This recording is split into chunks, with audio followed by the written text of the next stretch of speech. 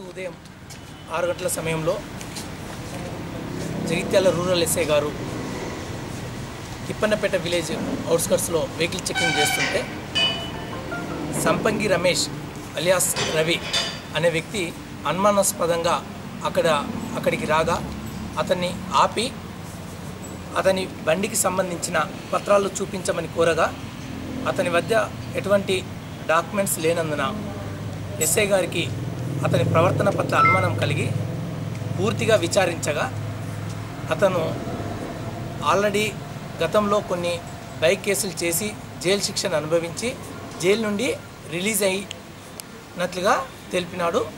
అతనిపై తన local PS అయిన జన్నారం పోలీస్ స్టేషన్లో సస్పెక్ట్ షీట్ కూడా అతనిపైన ఉన్నది.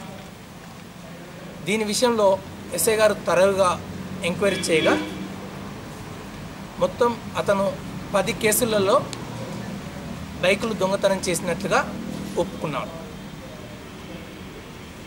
అతని పంచనామా ప్రకారం అతను దొంగతనం చేసిన బండ్లు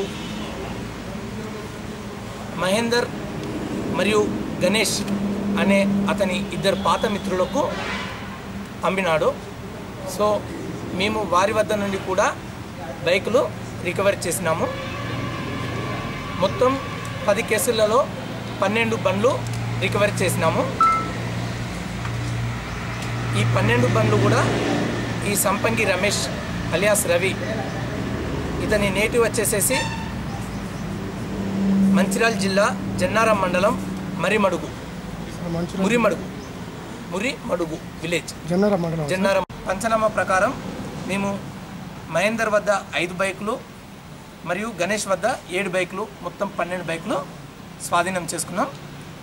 ఈ ముగ్గురిపై కూడా కేసు మేము విచారణ పూర్తి చేసి కోర్టుకు రిమాండ్ గురించి పంపిస్తున్నాం. మహేందర్ కండ్లపల్లి, బీర్పూర్ మండలం కండ్లపల్లి. గణేష్ వచ్చేసేసి తీగల ధర్మారం ధర్మపురి మండలం. వీరిద్దరూ రిసీవర్స్, అంటే దొంగ బండ్లు కొనుక్కొచ్చిస్తే వీళ్ళు కొనేవాళ్ళు. సో వీళ్ళపై కూడా మహేందర్ ఇంటి పేర భూపెల్లి మహేందర్ అనే వ్యక్తి ఇటు మోటార్ సైకిళ్లను నిజామాబాద్లో అమ్మడానికి మోరపల్లి విలేజ్ అవుట్స్కట్స్లో ఉన్న పాడుబడ్డ అంటే కన్నమైపోయిన స్కూల్లో దాచిపెట్టినాడు. మరియు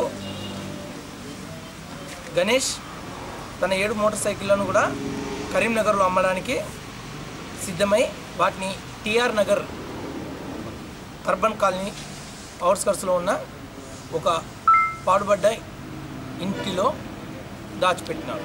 వారి వద్ద నుండి అవి స్వాధీనం చేసుకొని పంచుల సమక్షంలో వారిని కోర్టుకు తరలించారు.